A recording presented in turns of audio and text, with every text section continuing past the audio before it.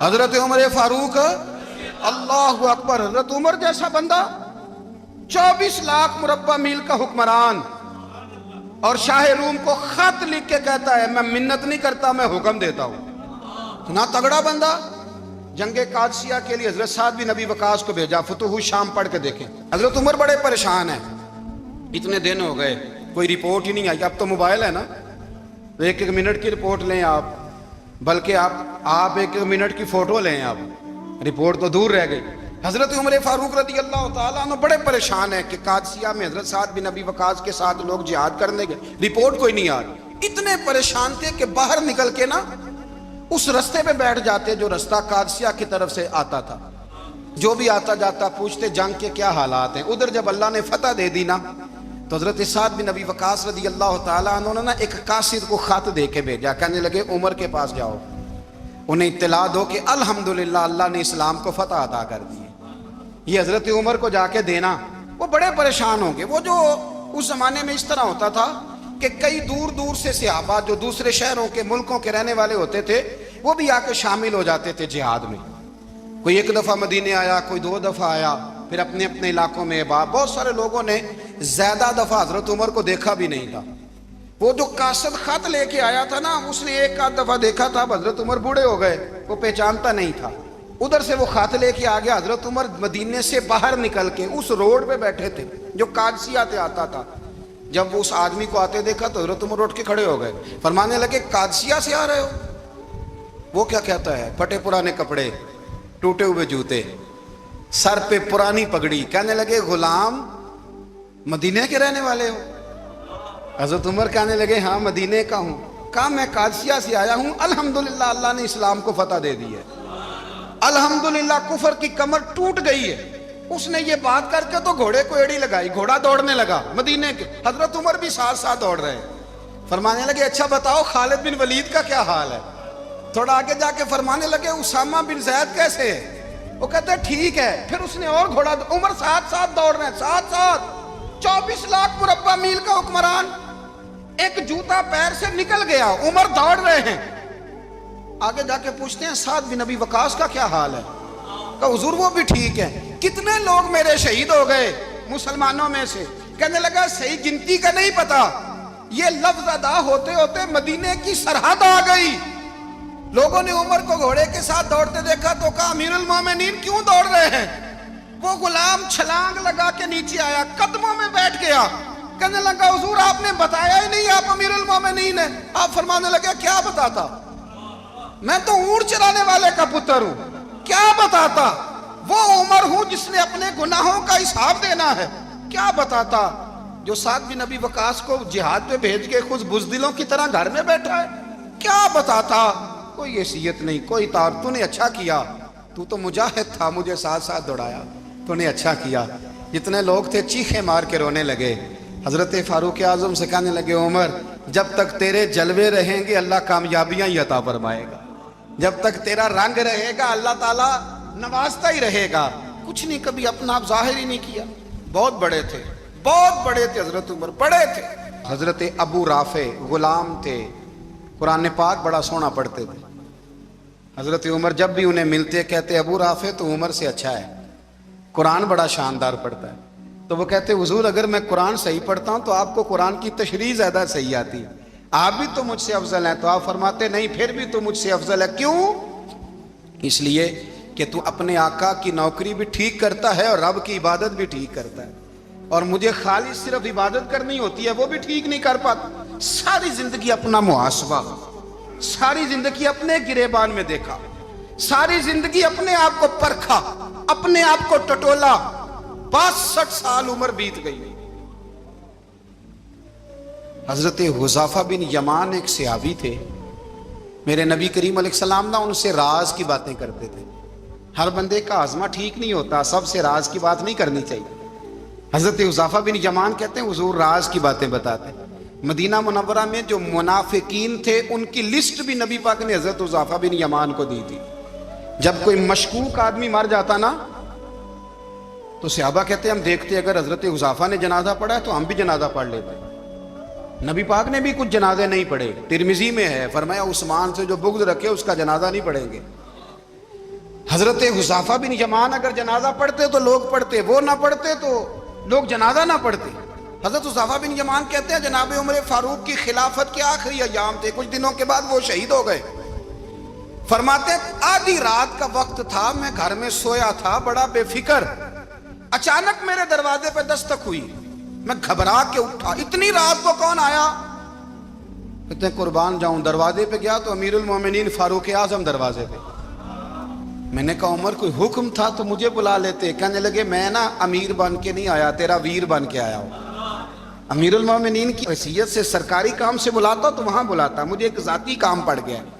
کہتے میں نے عمر کو گھر کی اندر بلا کے چارپائی پہ بٹھایا، میں نے کہا حضور میں غریب آدمی، میں کیا آپ کے کام آ سکتا ہوں؟ تو کہتے ہیں انہوں نے نا مجھے ساتھ بٹھا لیا، پھر میرا ہاتھ پکڑ لیا، کہنے لگے تو عمر کو جانتا ہے؟ عمر جھوٹ نہیں بولتا۔ تو جانتا ہے؟ عمر وعدوں کا پکا ہے۔ کہا حضور جانتا ہوں۔ کہا میں اس وقت آیا ہوں جب دیکھ بھی کوئی نہیں رہا۔ حضرت حذیفہ بن یمان کہتے ہیں پریشان ہو گیا، حضور پہلیاں نہ بجھوائے، مہربانی کر بتائیں کدھر آئے ہیں؟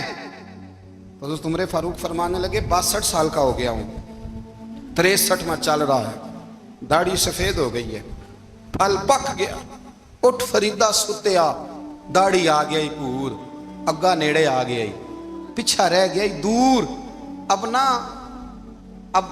قبر اشر کا معاملہ صاف نظر آنے لگا ہے۔ کہا حضور مجھ سے کیا چاہتے ہیں؟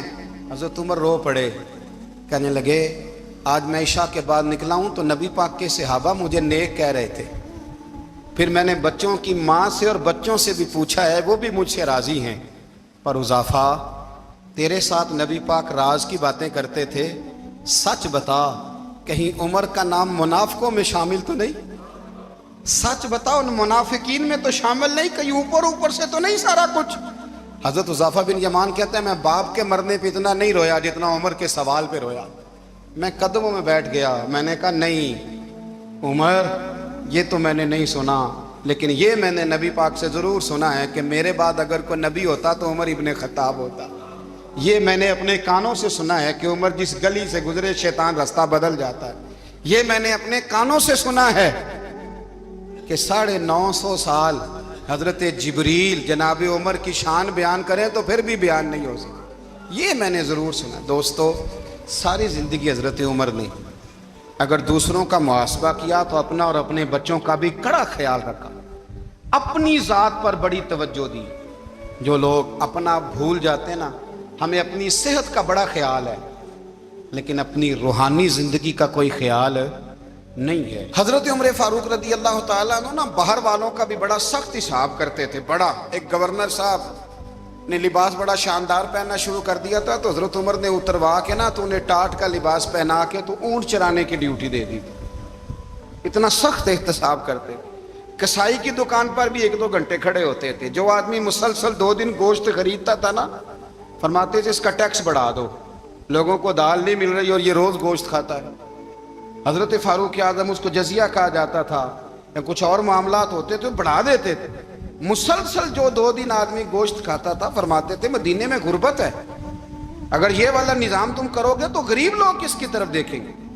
لیکن اس سے زیادہ بڑھ کر جو ان کی زندگی کا معیار اور سٹیٹس تھا وہ یہ تھا کہ اپنے گھر کا خاص خیال رکھتے، خاص توجہ کرتے۔ ملک شام سے اور ایران سے کچھ لوگ آپ کی خدمت میں آئے تو وہاں سے کچھ کنیزیں بھی آئیں، ان کے بادشاہ کا پیغام لے کے۔ شاہ ایران کی کنیز کو ملکہ نے کہا کہ نا حضرت عمر کی زوجہ کو دیکھ کے آنا ذرا کس طرح کی۔ ہمارے ملک میں کیا کہتے ہیں خاتون اول، باقی سارے دوؤں میں خاتون اول، ذرا خاتون اول کو دیکھ کے آنا۔ تو وہ جب آئی نا گھر میں ملنے تو کہا کہ مجھے میری ملکہ نے کہا تھا کہ عمر کی زوجہ سے اہلیہ سے ملاقات کر کے آنا۔ تو حضرت عمر کی اہلیہ نے نا ایک جوڑا کپڑوں کا دے دیا ملکہ کے لیے اور ایک خوشبو کی شیشی دے دی۔ اب جب وہ تحفے وہاں گئے تو اس ملکہ نے نا کچھ سونے کا سامان بھیجا، کچھ زیورات بھیجے، کچھ تحائف بھیجے۔ جب حضرت عمر کے گھر آئے نا وہ خادم لے کے آیا، اس نے کہا جی آپ کی اہلیہ نے تحفے بھیجے تھے، تو جواب میں شاہ ایران کی بیوی نے یہاں جس ملک کا وہ سفیر تھا انہوں نے بھی یہ بھیجے ہیں۔ تو حضرت عمر فاروق نا وہ تحفے لے کے گھر گئے تو جا کے کہنے لگے اپنی اہلیہ سے یہ تو کب سے تحفے تحائف بھیجنے لگ گئی ہے؟ یہ کب سے نظام شروع ہو گیا؟ تو کہ حضور تحفہ دینا لینا تو ٹھیک ہے، سنت ہے، محبت بڑھتی ہے، تو یہ کوئی قباحت نہیں، اور میں نے اپنی ذاتی استعمال کے لیے جو چیزیں رکھی تھی وہ میں نے دی ہیں۔ تو حضرت عمر فاروق رضی اللہ تعالیٰ عنہ فرمانے لگے ہم نے کسی ملک کے ساتھ اور اس کے بادشاہ کے ساتھ ذاتی تعلق نہیں بنانا، تعلق جو بھی بنے گا رسول اللہ کے دین کی برکت سے بنے گا، ذاتی رشتے نہیں ہم نے قائم کرنے۔ ذاتی آپ کے ملک کی جو ایئر لائن جس کا ہر سال خسارے کا ڈنڈورا پیٹا جاتا ہے نا، وہ ہمارے بادشاہ صاحب اور صدر صاحب اگر غیر ملکیوں کو گھوڑا کبھی بھیجنا ہو نا، گھوڑا، تو پورا ایک جہاز گھوڑا لے کے تحفے میں جاتا ہے، پورا جہاز غریب قوم کا یہ سرمایہ، اور قوم بڑی بادشاہ ہے، لائنوں میں لگ کے ووٹ دیتی ہے۔ دو کام ہمیشہ لائن میں لگ کے کرنے، ایک بل لائن میں لگ کے جمع کرانا ہے اور ایک ووٹ لائن میں لگ کے، تاکہ پھر پورے 5 سال لائن میں ہی لگے رہیں۔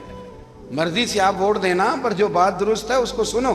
حضرت عمر فاروق رضی اللہ تعالیٰ عنہ نے اپنی اہلیہ سے پوچھا کتنے کا تھا وہ تیرا جوڑا اور خوشبو کی شیشی؟ انہوں نے کہا 3 دینار کی۔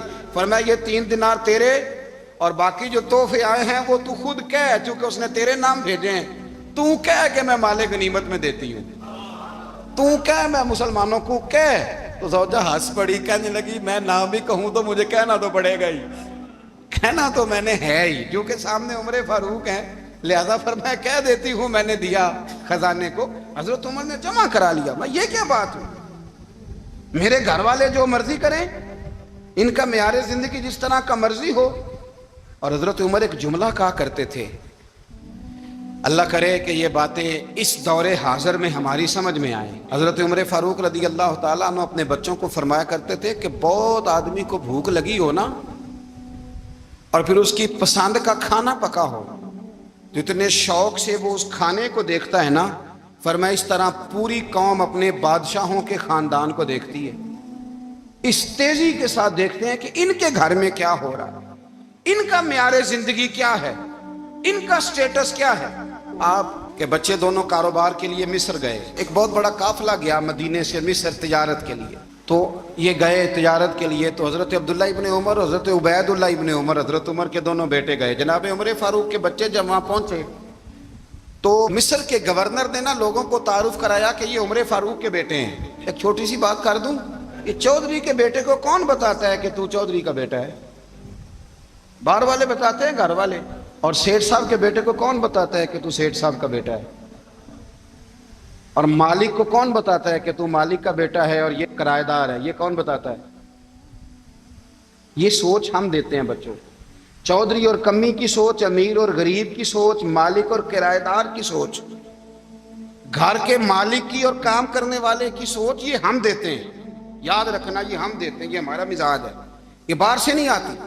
تو کوئی شہزادہ ہے، تو سیٹھ ہے، تو نواب ہے، یہ سوچ باہر سے نہیں آتی، یہ اماں سوچ دیتی ہے، اماں، یہ ابا سوچ دیتا ہے۔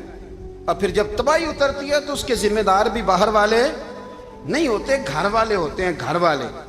ہمارے بچوں کی طبیعتوں پر زیادہ نقش باہر والوں کا نہیں ہوتا، گھر والوں کا ہوتا ہے، یاد رکھیے گا۔ حضرت عمر فاروق رضی اللہ، بچے ہیں، شہزادے ہیں، وہ کاروبار کرنے گئے اور وہاں بتایا گورنر صاحب نے کہ یہ فاروق اعظم کے بچے، امیر المومنین کے۔ لوگوں نے ان سے زیادہ مال خریدا، تجارت میں زیادہ نفع ہوا۔ ظاہر ہے کہ وہ آپ کے جو اللہ خیر کرے حکمران ہیں، ان کے کاروبار کتنے ملکوں میں ہیں، کس بنیاد پر ہیں؟ وہ صرف اس بنیاد پر کہ وہ حکمران رہے، ان کے لیے آسان تھا بڑے لوگوں سے تعلقات بنانا۔ حضرت عمر فاروق رضی اللہ تعالیٰ عنہ کے بچے ڈھیروں مال کما کے جب واپس آئے نا، تو حضرت عمر سے آ کے بچوں نے بطور محبت کا، ابا جی اللہ نے بڑا ہی فضل کیا ہے، بڑا مال کمایا الحمدللہ، یہ دیکھیں کتنا نوازا ہے۔ تو حضرت عمر کہنے لگے سارے قافلے نے اتنا ہی کمایا ہے؟ سارے قافلے نے اتنا ہی کمایا ہے؟ تو حضور نہیں، سارے قافلے نے اتنا نہیں کمایا، سب کو اتنا نہیں ملا۔ وہ تو وہاں گورنر صاحب نے لوگوں کو تعارف کرایا تھا کہ یہ عمر کے بچے ہیں، تو لوگوں نے پھر ہم سے بڑا ہی خریدا۔ تو حضرت عمر فرمانے لگے ٹھیک ہو گیا، میں بات سمجھ گیا، اس طرح کرو جو تمہاری اصل زر تھی نا، جو راز تھی، وہ رکھ لو اور باقی سارا مال خزانہ میں جمع کرا دو، اس لیے کہ یہ تم نے تجارت نہیں کی، یہ تم نے اپنے باپ کا نام بیچا ہے، یہ تم نے امیر المومنین کے بیٹے ہونے کا فائدہ اٹھایا ہے، فرمایا یہ تمہارا نہیں حق، یہ مسلمانوں کا ہے، اس لیے کہ یہ مال تم نے محنت سے نہیں کمایا، یہ باپ کی کرسی کا فائدہ اٹھایا ہے۔ اور فرمایا اگر تم نے مال جمع نہ کرایا تو میں مال بھی لے لوں گا زبردستی اور کوڑے بھی ماروں گا، ڈبل سزا دوں گا۔ مرضی سے جمع کراؤ گے تو کوڑوں سے بچ جاؤ گے۔ بڑے بیٹے نے تو جمع کرا دیا تو چھوٹا تھوڑا پریشان ہوا، تو حضرت عبداللہ ابن عمر چھوٹے بھائی کا ماتھا چوم کے کہنے لگے بیٹے چپ کر کے جمع کرا، یہاں بھی فخر کر کے ہم عمر کے بیٹے ہیں اور قیامت میں بھی فخر کریں گے کہ ہم فاروق اعظم کے بیٹے ہیں۔ یہاں بھی ناز کریں گے اور وہاں بھی ناز کریں گے کہ عمر کے بچے ہیں۔ ہمارے باپ نے خود بھی حلال ہی کھایا ہے، اور جب ہماری کمانے کی باری آئی ہے تو ہمیں حکم بھی حلال کھانے کا دیا۔ بھائی ہمارا مزاج نہیں۔ بچہ جب لے کے آتا ہے 2 لاکھ روپیہ تو کبھی پوچھے کہاں سے آیا ہے؟ جب وہ پہلے دن غلط دوستوں کے پاس جا کے بیٹھتا ہے تو کبھی نکالا ہے گھر سے اسے؟ یہ بہت سارے خمیازے ہمیں اس لیے بھگتنے پڑتے ہیں کہ ہم ابتدا میں سوراخ بند نہیں کرتے، جب اس میں شگاف پڑ جاتا ہے، سیلاب آتا ہے تو ہمیں ہوش آتی ہے۔ حضرت عمر نے اپنے گھر میں نگرانی رکھی، کڑی نگرانی۔ زیادہ نماز گھر میں پڑھتے تھے حضرت عمر، نفلی نمازیں زیادہ کیوں بلا؟ میرے اصحاب مجھے حکم دیتے تھے کہ فرض نماز کے علاوہ نمازیں گھر میں پڑھنا، بچوں کو عادت پڑے گی، ذوق پیدا ہوگا، ان کو پتہ چلے گا کہ ہمارے گھر میں 5 وقت کوئی اور کام بھی ہوتا ہے۔ بھائی یاد رکھیں کہ آپ نے اگر سجدہ کرنا ہے تو بچہ لیٹ جائے گا، اسے پتہ کوئی نہیں سجدہ کیا ہے، لیکن جب گھر میں کبھی قرآن ابا جی کھول لینا، میں اکثر کہتا ہوں جب ابا جی کا موڈ بن جائے نا لیکچر دینے کا، وہ گھر میں شروع ہو جاتے ہیں، کہتے ہیں آپ لوگ نماز نہیں پڑھتے اس لیے میرے کاروبار میں برکت کوئی نہیں، تم سویرے قرآن پاک نہیں کھولتے تو میں تباہ ہو گیا ہوں۔ تو میاں آپ نے کب گھر میں قرآن پاک کھولا تھا؟ آپ نے کب نماز پڑھی؟ آپ نے کب گھر کے اندر اللہ رسول کا ذکر کیا تھا؟ آپ نے کب حدیث چھیڑی؟ آپ نے بھی تو گھر کے اندر جب بھی آپ آئے ہیں تو آپ نے وہی کچھ کیا جو دنیا دار کرتے ہیں۔ آپ بھی تو اپنا موبائل لے کے الگ کونے میں بیٹھ گئے، آپ نے بھی تو کہا ہے کہ اب تمہارے چینل ختم، اب میری مرضی والا چلے گا۔ تو جو آپ نے کیا ہے بچے بھی وہی کام کریں گے۔ آپ نے بھی گپ شپ لگائی ہے تو وہ بھی لگا رہے ہیں۔ یہ سمجھ لیں جو کام آپ کریں گے آپ اپنے بچوں کی سیرت میں اس کا جلوہ دیکھ لیں گے۔ بڑی پکی سی بات ہے کہ آپ کو بچے کی عادتیں دیکھ کے سمجھ آ جائے گی کہ میں بھی یہی کرتا تھا اور یہ بھی۔ حضرت عمر فاروق رضی اللہ تعالیٰ عنہ وصال فرما گئے، تو آپ کے وصال کے بعد حضرت عثمان غنی رضی اللہ تعالیٰ عنہ نے آپ کی ایک بیوہ سے نکاح کیا، حضرت عمر کی ایک بیوہ سے۔ جب وہ آپ کے نکاح میں آئی تو کہنے لگی حضرت عثمان غنی سے کہ حضور نہ تو میں خوبصورت ہوں اور نہ میں جوان ہوں، نہ آپ کی کوئی خدمت کر سکتی ہوں، میرے ساتھ نکاح کرنا سمجھ میں نہیں آیا۔ کیا شاندار جواب دیا حضرت عثمان غنی نے، کیا خوبصورت جواب دیا۔ فرمانے لگے میں نے اس لیے نکاح نہیں کیا کہ مجھے تمہارے حسن سے دلچسپی تھی یا تمہاری خدمت کی ضرورت تھی، میں نے تو اس لیے نکاح کیا ہے کہ مجھے بتاؤ عمر فاروق گھر کے اندر اپنے رب کی عبادت کس طرح کرتے تھے، وہ قرآن پاک کس طرح پڑھتے تھے، وہ رویا کیسے کرتے تھے، استغفار کا طریقہ کیا، کس وقت کس انداز میں وہ اپنے رب کو یاد کرتے تھے۔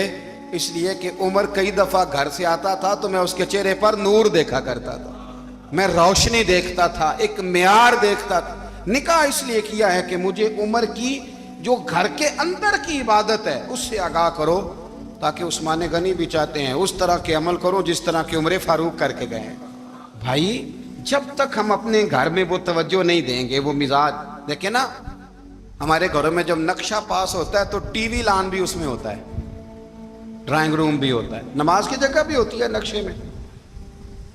صحابہ جب گھر بناتے تھے تو ایک مسجد بیت کا نقشہ پاس کرتے تھے، ذہن میں رکھتے تھے کہ یہ کونا نماز کے لیے، وہاں جوتے لے کے کوئی نہیں جائے گا، وہاں نماز پڑھی جاتی تھی، عورتیں وہاں اعتکاف کرتی تھی۔ ٹی وی لان تو آ گیا ہے اور گھر کے اندر ٹی وی رکھنے کے لیے تو ایک کمرہ الگ سے بنا دیا گیا ہے، اور اب جو نئے نقشے پاس ہو رہے ہیں اس کے اندر گھروں کے اندر جگہ بنائی گئی ہے جہاں کمپیوٹر رکھے جائیں، اور بچوں کے لیے وائرنگ ہوگی نیچے تاکہ انہیں کوئی مشکل درپیش نہ ہو۔ یہ ساری چیزیں ہم نے نہانے کے لیے گھروں کے اندر اتنے بڑے واش روم بنائے ہیں کہ لگتا یہ ہے کہ سوائے نہانے کے اور کام ہی نہیں کوئی گھر میں ہوگا، ہر چیز آ گئی۔ پر اللہ کرے کوئی تفسیر بھی ٹیبل پہ پڑی نظر آئے، کوئی حدیث کی کتاب بھی ٹیبل پہ پڑی نظر آئے۔ اللہ کرے کہ جس طرح ابا لطیفہ سن کے آتا ہے تو جب تک سنا نہ لے اسے ہضم نہیں ہوتا، اللہ کرے کہ وہ جمعے میں بیان سن کے جائے تو اس کا بھی دل کرے میں اپنے بچوں کو سناؤں. وہ نبی پاک کی کوئی حدیث کہیں سے سنے تو گھر جا کے سنائے. جب تک یہ معیار نہیں بنتا آپ کیسے توقع کرتے ہیں کہ گھر کے اندر اللہ کی رحمتیں نازل ہوں گی؟ آپ یہ کیسے توقع کرتے ہیں کہ گھر کے اندر وہ معیار اور وہ مزاج بنے گا؟ حضرت عمر فاروق نے ذاتی زندگی پر جو توجہ دی، گھر والوں کے معیار پر جو توجہ دی حضرت عمر فاروق رضی اللہ تعالیٰ عنہ نے، وہ بھی بڑی دیدنی ہے. حضرت ابو موسیٰ اشعری کو نا آپ نے وزیر خزانہ بنایا تھا، تو حضرت ابو موسیٰ اشعری کہتے ہیں کہ حضرت عمر کو شیخ خزانے میں رہنے تو دیتے نہیں تھے. ایک دن نا میں صفائی کر رہا تھا اس کمرے کی جس میں خزانہ رہتا تھا. ہمارے تو ملک میں جو جاتا ہے وہ صفائی کر کے ہی جاتا ہے، اللہ خیر کرے. اور خیر معیار بدلتا ہے. جو پچھلی حکومت ہوتی ہے وہ قرضہ اٹھاتی ہے، وہ باہر سے جاتی ہے تو قرضہ لے کے آتی ہے، اور جو نہیں آتی ہے وہ کہتی ہے ہمیں پیکج مل گیا ہے. وہ قرضہ نہیں اٹھاتے. ان کو کیا ملتا ہے؟ یعنی پچھلی نے قرضہ لیا تھا اور ہم نے، واہ جی واہ کیا خوبصورت انداز ہے. اس کا نام بدل کے نا، انہوں نے قرضہ لیا تھا اور ہم نے، میں کہا بڑے شاندار سیانے بندے ہو گئی. حضرت سیدنا ابو موسیٰ اشعری کہتے ہیں کہ میں نے نا مال غنیمت کی صفائی کی تو 1 دینار مجھے نا کہیں پڑا ہوا مل گیا.